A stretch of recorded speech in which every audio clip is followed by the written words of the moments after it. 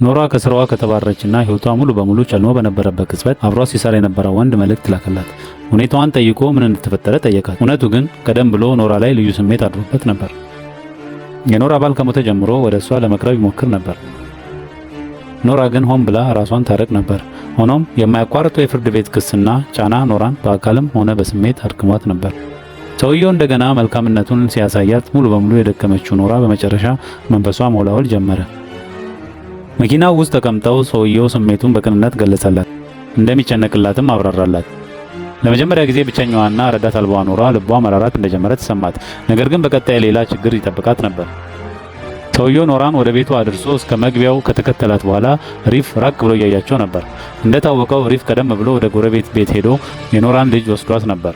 ኖራ ልጇን ለመውሰድ በሄደች ጊዜ ልጇ ቀደም ብላ መወሰዷን አውቃ ደነገጠች።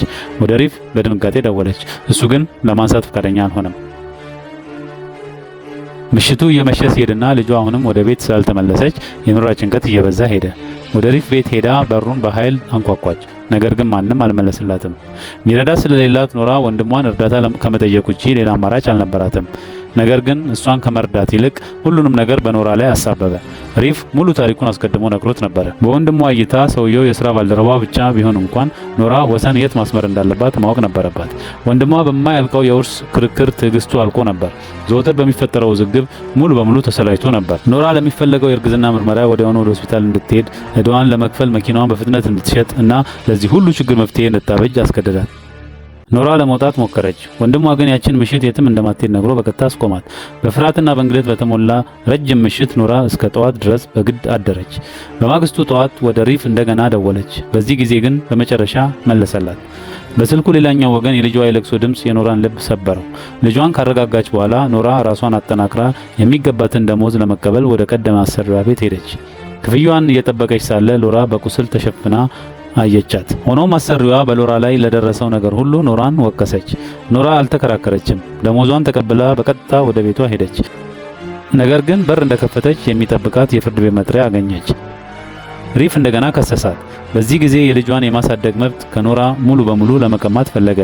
ልጅቷን ለመውሰድ ቆርጦ የተነሳው ሪፍ ኖራ ሁል ጊዜ ረጅም ሰዓት እንደምትሰራ፣ ከልጇ ጋር ጊዜ እንደማታሳልፍ፣ የእናትነት ኃላፊነቷን እንደማትወጣና ልጅቷን በትክክል የማሳደግ ብቃት እንደሌላት በፍርድ ቤት ተናገረ። እነዚህ መረጃ የሌላቸው ክሶች ሲቀርቡባት ኖራ በተረጋጋ ሁኔታ አንድ በአንድ አስተባበለቻቸው። በየቀኑ በጠንካራ ሁኔታ እንደምትሰራና ኃላፊነቷን እየተወጣች እንደነበር፣ ልጇን እንድትጠብቅላት፣ እንድታበላና እሷ ከስራ እስክትመለስ አብራት እንድትቆይ ለጎረቤቷ በየወሩ ትከፍል እንደነበር ገለጸች። ቋሚ ስራና አስተማማኝ ገቢ ስላላት ልጇን የማሳደግ ሙሉ ብቃት እንዳላት አስረዳች። በመቀጠልም ኖራ ሪፍ ያለ እሷ ፍቃድ ልጇን ከትምህርት ቤት ወስዶ በግድ ቤቱ እንዳስቀራትና እናትና ልጅ እንዳይገናኙ ሆን ብሎ እንደከለከለ አብራራች። የሁለቱንም ወገን ከሰማ በኋላ ዳኛው ፍርድ ቤት ውስጥ ፍትሃዊ ውሳኔ አስተላለፈ። ሪፍ አግባብ ያልሆነ ድርጊት በመፈጸሙ ተረጋግጦ የልጅ ማሳደግ ጥያቄው ውድቅ ተደረገበት። ሆኖም ዳኛው የኖራን የእርግዝና ምርመራ አልረሳውም ነበር።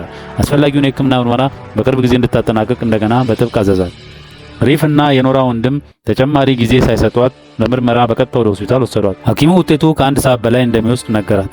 በጭንቀት የተዋጠችው ኖራ የመጨረሻውን ውጤት ለመጋፈጥ ድፍረቱን ስላጣች ከሆስፒታል ወጥታ ሄደች። ልጇን ለመውሰድ ወዲያውኑ ወደ ሪፍ ቤት ሄደች።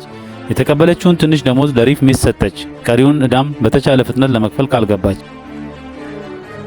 የዕዳ መዝገቡ ከተፈታ በኋላ ኖራ በመጨረሻ ልጇን ለረጅም ጊዜ አብረው ባልኖሩበት ቤታቸው መልሳ መጣቻት። ነገር ግን ሰላማዊዎቹ ቀናት ብዙ አልዘለቁም። ወንድሟ ብዙ ሳይቆይ መጥቶ የእርግዝና ምርመራ ውጤቱን ጠረጴዛ ላይ ጣለው።